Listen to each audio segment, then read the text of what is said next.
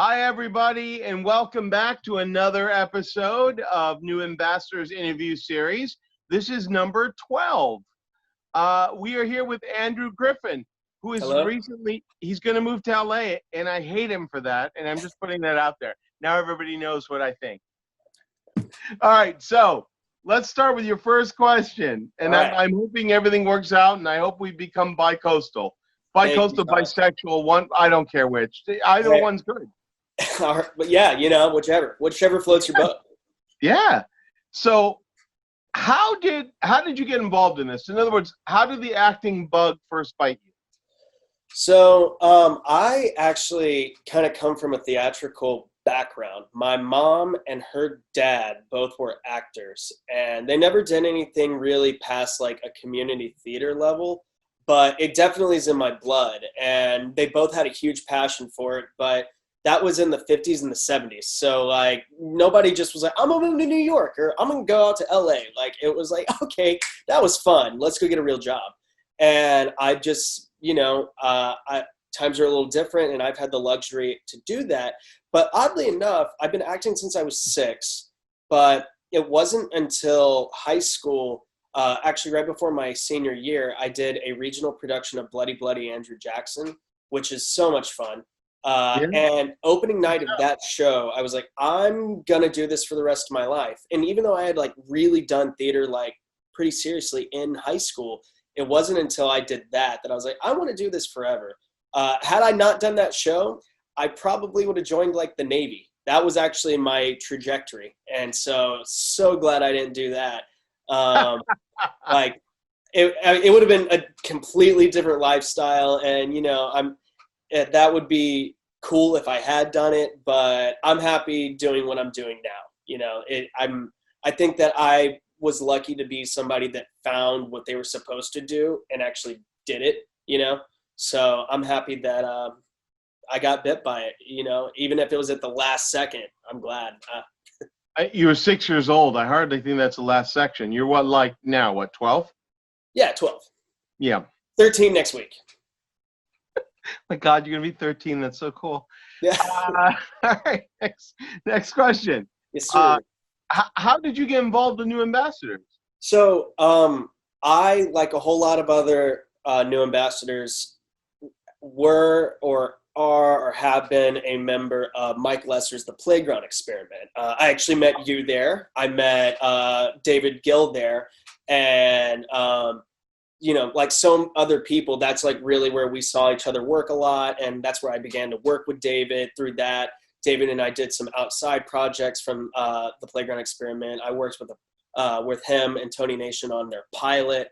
And through all that, whenever new ambassadors came to, be, David asked me, hey, like, do you want to be like an original company member? And there wasn't a second thought in my mind. I was like, absolutely. I love you. I love this. I love everything that I've seen everybody do that's going to be a part of this. Sign me up yesterday. So it's been great. That's terrific. And you must keep that going in LA. We're gonna be hounding you for that. Hey, I am down for that, and I will carry that torch. That sounds good. What so far has been your experience with the company? Well, because of how often we all do these things, like new ambassadors and like Playground Experiment and all that, like we do it so often that my closest friends are the company members of new ambassadors. They're like you guys, I've probably gone out for drinks with like you and like another group of people more than almost anybody else. And that's been really cool. I love that I get to work with and collaborate with my closest friends. And it's probably byproduct that I do new ambassadors and everything so often, like we do all the labs and the festivals and everything, that's how I become such good friends with everybody. But it's a snowball effect too, where like, I'll go do this, like an open mic night with somebody else from new ambassadors or whatever. And it's just like all of these little tiny webs connect back to it. And, I personally have not gotten to do a festival with new ambassadors. I really, really, really wanted to. It was just always a time conflict with I was doing something else or whatever. But every time I see something that's produced at full value, The acting is incredible. The writing's top notch. And to be a part of that, and those are your friends doing that, that's a really cool feeling. And it really kind of reassures you that you're in the right place, you know, creatively. And so it's such a cliche, but I really love like the family kind of environment that we all have. You know, we're all invested in one another's like lives, and we care about one another outside of just, you know, the writing room and the stage. And that's invaluable to me. So I think that, you know. That's great. I mean, you know, you always have places to stay in New York if you ever want to come back and do stuff. So thank you. And you always have a place to stay in LA. Come on out. That's cool. I hate LA, but I would visit you. Hey, the weather is certainly better. At least LA has it going for that. Hey, don't get me wrong. If someone goes, Todd, we want you in this TV series, I will leave my life. I will drop everything. I'll my underwear and go without underwear just to be there in a TV series. Only you, Todd. Only you. But if they're ever like, hey, we need somebody to play like your big brother or like your drunk uncle, I'll be like, I know this guy. His name's Todd. Let's call him up. I can't believe you would mention drunk uncle. Comedic timing at its finest. Hey. Number 4. So this is a good question. What is your dream role? Do you have one? Not everybody does. Is there something you're dying to do that you haven't done yet? So, yes and no and yes. So, I have already played my dream role, but it was in college, and it is Eddie in Fool for Love by Sam Shepard. I played Eddie in Fool for Love in college. It's such a good role. My God, it's so fucked up, and I love it. And I did not know that about you. That's hysterical. We both played the same role. Did you learn how to lasso? I did not. No. I don't remember if I did. I didn't do that. But you have to remember also, I don't want to say this because it's really dating me because I'm only 35. Right, yeah. I did this back in the 80s, which is not long after. Yeah. It was, yeah. It came out in the 80s, I believe. That's awesome. Yeah, dude. Like, I loved it. It's close to home. I'm from Texas, so, like, I've grown up around, like, the cowboy culture. I'm so sorry. Like, not Eddie. I was thinking, who is the not Fool for Love? I played the janitor guy because I've done so much Sam Shepard. My mind gets muddled. I did Lie of the Mind. Are you talking about Martin the boyfriend? Huh? What's that? Is it Martin the boyfriend? Yeah, I played Marty. I love Marty.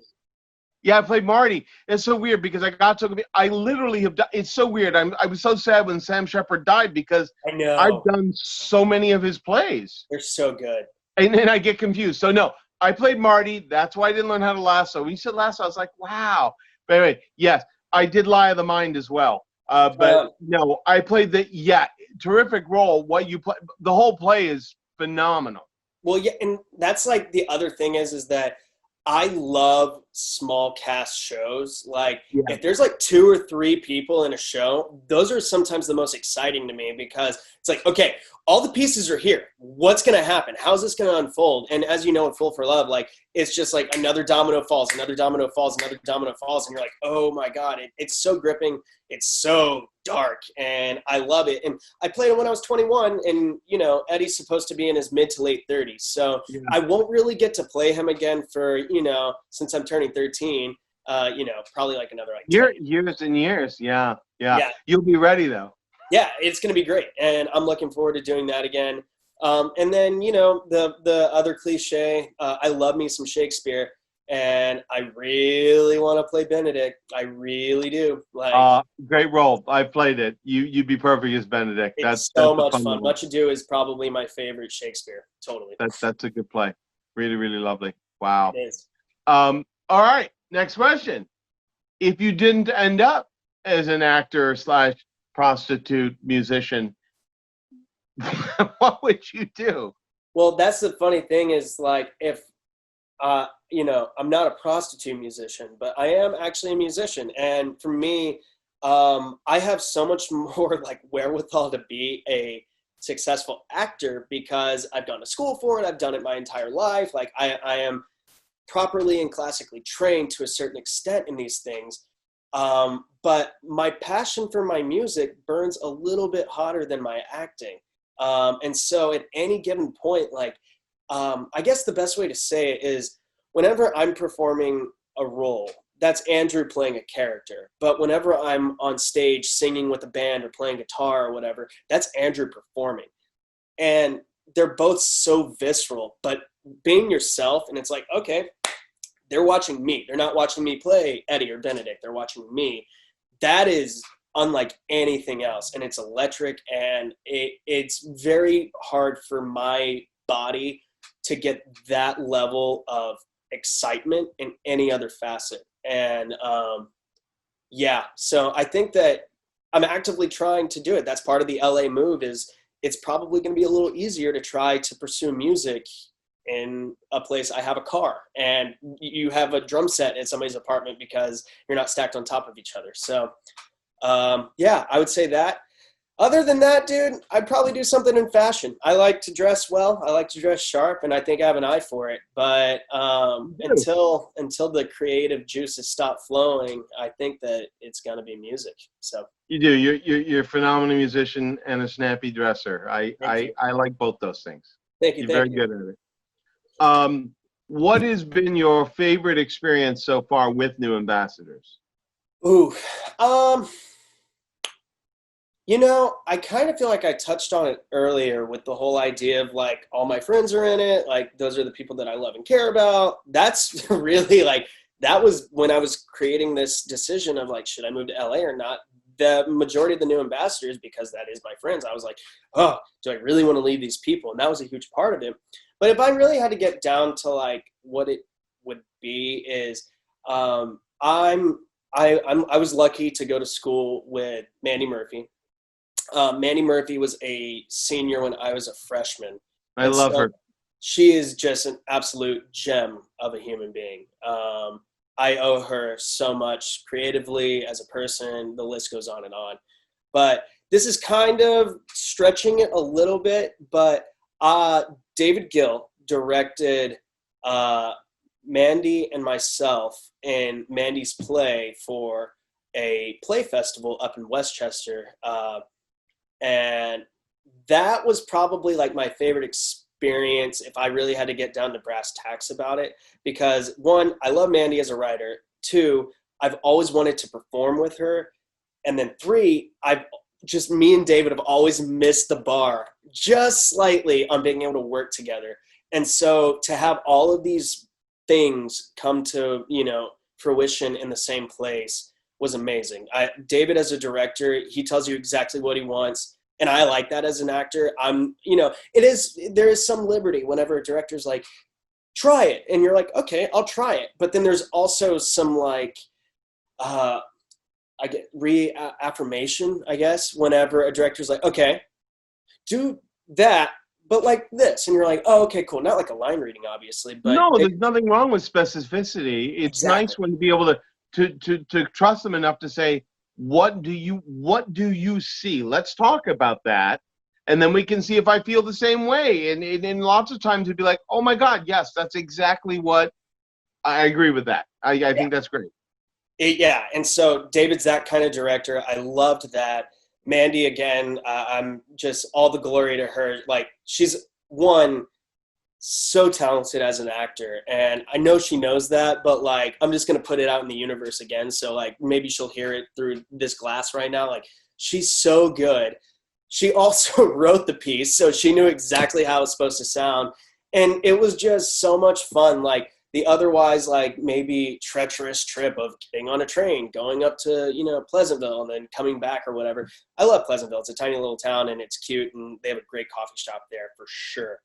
But that whole experience with those people who are so close to my heart, and even though it wasn't New Ambassadors, it was like we're all New Ambassadors. So that was probably like just the crown jewel of my New Ambassadors experience, I would say. That's amazing. Yeah, and I need to interview Mandy. She's great. Well, normally I ask a snarky question here, but I can't because you're leaving, and that sucks. And I miss you terribly. And yeah, I need to see you soon, or whenever. Well, so, I can't stay away from New York too long. I still have friends there, and I have unfinished business there too. And look, I already told David this. If LA sucks, I'll just move back to New York. So Who knows? Who knows what the future Try not to will make hold. any babies or anything, because that'll keep you God, out there. that is number one on the priority list of stuff not to do, is that right there. All right. Enough said. Love you, miss you. It's so good to see you. I love Thank and you for miss you being too. here. And keep in touch, and I will talk to you soon. And thank you, everyone, for watching. Thank you, everyone. Todd Butera, Andrew Griffin. Good night for now. Thank you.